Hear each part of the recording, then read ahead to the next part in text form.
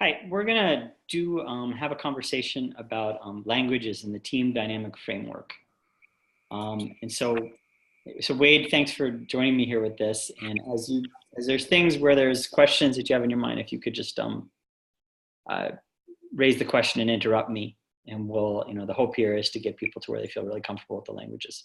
So, in any kind of an interaction between two people, there's really three levels of what's going on. And I'm going to start from the bottom here. At the bottom level, there's two people who are involved in energy exchange. If I have a family, I might have 4 or 5 or 6 people involved, each one-to-one individually in energy exchange. And that as a group, it's also kind of like a larger living thing, be it a relationship between one-on-one. What? The exchange is a larger living thing. Well, I'm saying that there's individual people, each who have a degree of aliveness or deadness. There's a degree, some people, like you can see them very energized, and sometimes you see people very depleted. That those individual people are exchanged in energy exchange with each other. So sometimes I'm energizing to you, sometimes I'm depleting to you, and vice versa. And that in a group that's happening one-on-one, and in a group of 5 or 6 people, each person individually is bilaterally with the other one in a transfer and exchange of energy. That in addition to that, whether it's one-on-one, you and I, or a larger group of people, that there's a larger energy field that's created in that relationship or in that team. And that team as a whole, or that relationship as a whole, has a degree of aliveness or deadness. And this is something that we colloquially know, but we don't really pay much attention to, except in a very kind of touchy-feely sort of way. But what I want to kind of start with is that in any kind of a one-to-one or a team, an organizational relationship, there's a degree of aliveness or deadness in that relationship, and that's something we intuitively know, and that in that energetic conversation is really what we call the language of care. And that the language of care is really about understanding, are people, engaged or disengaged? Is there positive or negative energy? Are people happy or sad? Are they disaffected? Do I feel close to them? Do I feel far away from them? All of this stuff is a way of talking about kind of this kind of field of energy, which is the language of care. Then there's a second language, which we call the language of meaning, which is that between you and I, there's a set of, I have beliefs, you have beliefs, I have beliefs about what's true and what's false, what's beautiful and ugly, what's good and bad, what causes what people should do, what people shouldn't do, what people could do or what they can't do. All of that is kind of the box in which I live in. And that when you and I are in relationship with each other, when we're in a relationship or we're in a team together, we're constantly in a conversation about exchanging our beliefs. And that there becomes kind of, not only for me individually, a box that I live in, but for the relationship we have, there's a box that we live in, or for the team we have, or the organization we have, there's a box that we all live in. And this box we talk about, but we don't really talk about often what it is. But it's a sense of what's possible and impossible, what's true and not true, what people should do and shouldn't do. It could be expressed as each of us having had a prior conversation about a subject and having an agreement to disagree. Yeah. It's a sense of what we talk about, what we don't talk about. So this kind of our grasp of each other's mores and ethics, you would say, maybe? Mores, ethics, values, a sense of kind of, what's kind of our shared sense of what we're all about, kind of like a shared sense of what is and what isn't. It would feel like that a lot of religious conversation stems from this area.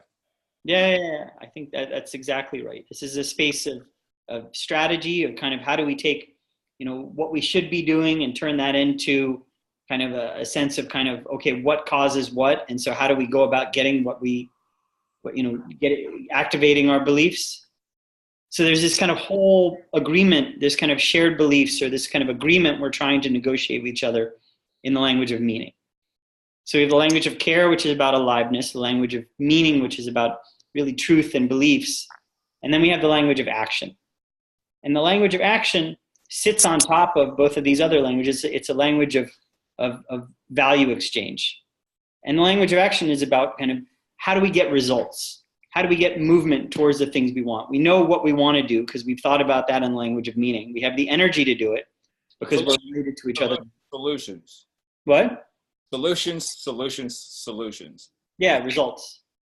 So, this is more the world of, I want to get something done. I want to get some result. I have so much time. I have so much money. I'm going to be the leader of it. I'm going to do something with some other people and lead them to get stuff done. I can see somebody with this affinity would find the conversations that they had right before that rather inane. Yeah, exactly. There's always a sense of kind of let's go ahead, let's do something. Let's kind of bias for action. And that conversation is about efficiency and effectiveness, profitability, and it's really about kind of whereas in the language of care we're talking about kind of people as being kind of in a living system. In the language of action, it's about people as being working together through processes and routines and structures to create results. There's a conversation you can have about that either the system works well or it doesn't work well. There's a way to look at kind of how do we make it more efficient? How do we quantify it and start to really refine it down? And all three of these are really important conversations. And if you just focus on the language of action, you may not be having a sense of kind of shared alignment in the language of meaning about what do we want to do, why do we want to do it, and what is the strategy we're using to go about it, or what is the product that would be ideal to solve what we need to solve. So some people are motivated by the fact that they feel energized by the topic that is, or the subject that they want to achieve. So, others believe in the actual cause itself, and that's what motivates them. But if you're in just action and you say, let's go, without addressing those two factors, then fizzle. You're not getting the full advantage that's possible. So this whole concept of going slow to go fast is really about making sure that you're attending to getting alignment in the language of meaning and really energizing your team and making sure that you've got all the energy possible in the language of care. So, this is just in a nutshell when we're talking about the languages that really in any situation, in any relationship between two people or between a group of people in a team or in an organization, that really all three of these levels of domains of experience are happening at the same time. And that we need to be fluent in speaking all three of these languages and be attending to all three of these languages. To be more effective, the most effective. Yeah. So anything else you think I should cover in this video? No, that's great. That's perfect.